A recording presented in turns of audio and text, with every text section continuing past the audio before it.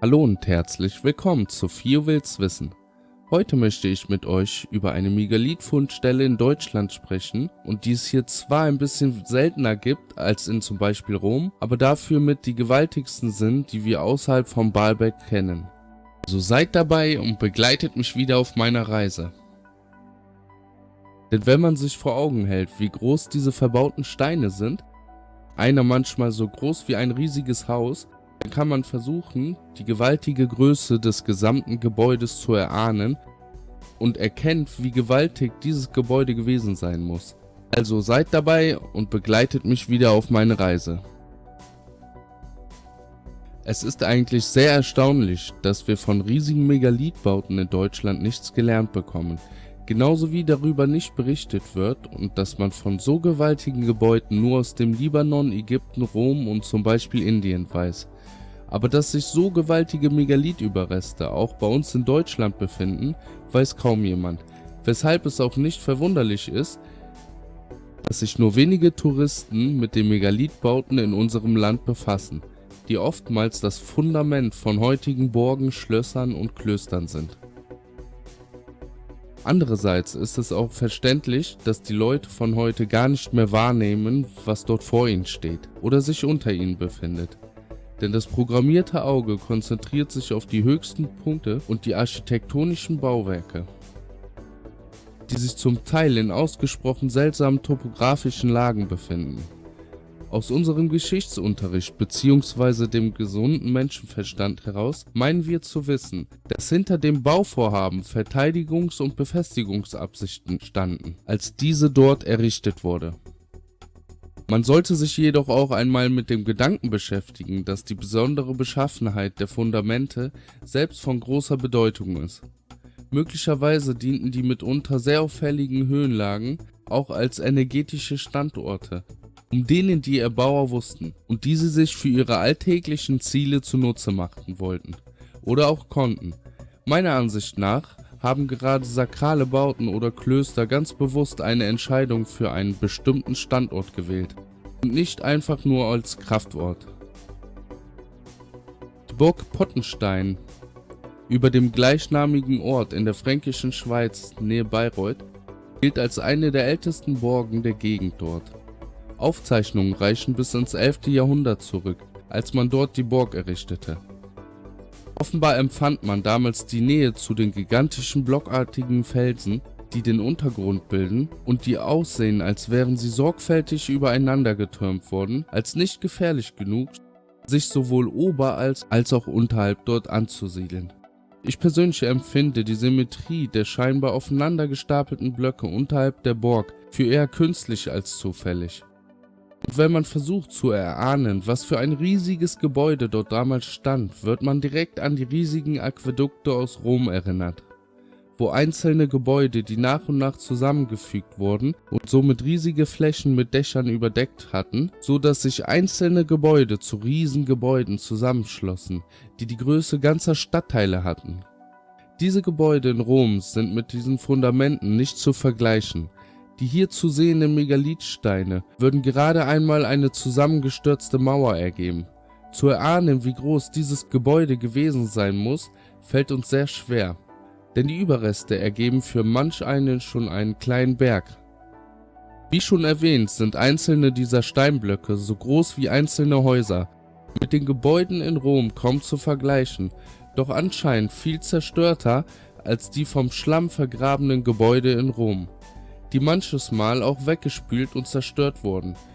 Doch was für eine Wucht zerstörte das hier erbaute Gebäude, was mit einer viel verheerenderen Wucht zerstört worden sein muss. In Baalbek sehen wir vergleichbare Steine, doch dass solche Megalith-Giganten auch bei uns zu finden sind, zeigt doch ganz schön auf, dass die Wucht der Fluten hier am verheerendsten war. Auch der Druidenhain ist hier nicht zufällig in der Nähe. So viele Megalithblöcke in einer Gegend sind mit Sicherheit kein Zufall. Denn die Steine des Druidenhains erstrecken sich auf einem riesigen Gebiet und gehören zu den Überresten der Megalithbauten in Pottenstein und Tyschersfeld. Von Zufall kann man hier nicht mehr sprechen. Vor allem, so wie sie hier aufgestellt sind, es scheint fast so, als stände hier vor den Fluten eine gewaltige Stadt, denn im Druidenhain in der fränkischen Schweiz stehen extrem viele Steine mit blockartigem Aussehen, die eindeutig errichtet wurden, worauf auch die Anordnungen einen Beweis liefern. Man sagt, sie entstanden durch Verwitterung, doch diese rechteckigen Formen lassen mehr und mehr den Entschluss zu, dass hier etwas Großes stand. Etwas sehr Großes.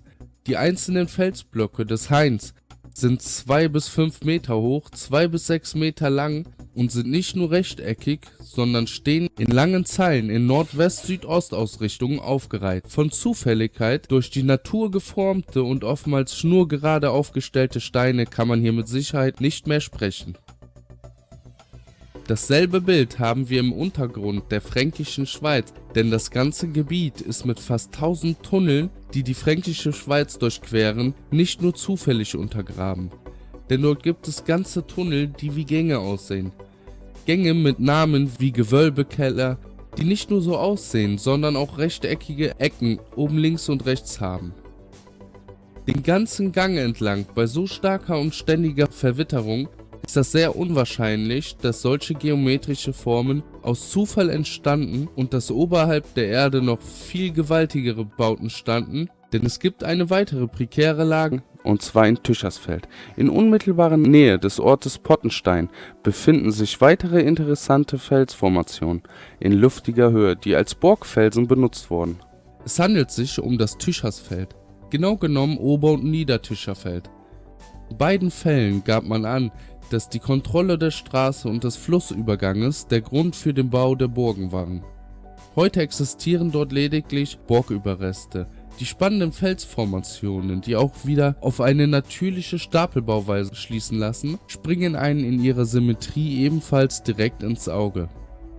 Aus der Entfernung erscheint der Fels manchmal wie ein riesiger Fuß und bei näherer Betrachtung erkennt man dann diese aufgestellten Megalithsteine, die einen dazu schließen lassen, dass es sich nicht durch die Natur und Zufall geformte Steine mehr handelt.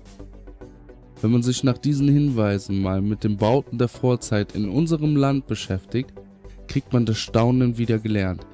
Denn unsere Aufmerksamkeit wird immer in Richtung Osten und Süden gelenkt, wenn es darum geht, sehr alte und riesige Bauten zu bestaunen. Doch bei uns gibt es genauso eindrucksvolle Architektur. Zwar nicht so zahlreich und so gut imstande, aber dafür, wie in diesem Falle, umso größer und beeindruckender. Was ja auch wieder eine Ansichtssache ist. Denn manch einer findet ein Gebilde wie das Stonehenge schon sehr beeindruckend. Die Zerstörungen, die durch die Fluten über die Welt kamen, scheinen in Nordeuropa oberhalb der Alpen mit am verheerendsten gewesen zu sein. Ist es am Ende völlig auszuschließen, dass megalithische Bauten das Fundament jüngerer Burglandschaften bilden bzw. gebildet haben? Sicherlich dürfte es in vielen Fällen, wie auch bei diesen hier, konkret schwer nachzuweisen sein, ob es wirklich so war. Man kann aber getrost davon ausgehen, dass die Burgbauherren nicht zufällig oder alleine aufgrund der exponierten Lage diese Standorte gewählt haben. Ich bin der festen Überzeugung, dass zumindest auch die energetische Wahl des Standortes einen Einfluss darauf hatte, wo sie errichtet wurden. Aber wer weiß, ob das damalige Wissen nicht wesentlich weiter war, als wir es uns heute vorstellen können oder auch dürfen. Ich hoffe, ihr findet das Thema genauso spannend wie ich und es hat euch ein bisschen die Augen geöffnet, dass diese Megalithbauten auch bei uns zu Hause sehr präsent sind. Wir nur die Augen ein bisschen aufmachen müssen, dann erkennen wir die Sachen, die uns umgeben, ein bisschen mehr und sehen alles mit ein paar anderen Augen. Ich hoffe, es hat euch Spaß gemacht. Falls ja, würde ich mich gerne über eure Meinung und Gedanken zu diesem Thema in den Kommentaren freuen. Und vielleicht hat euch das Video ja so sehr gefallen, dass ihr mir einen Daumen nach oben da lasst. Und wir sehen uns wieder beim nächsten Mal, wenn es wieder heißt, Fio will's wissen.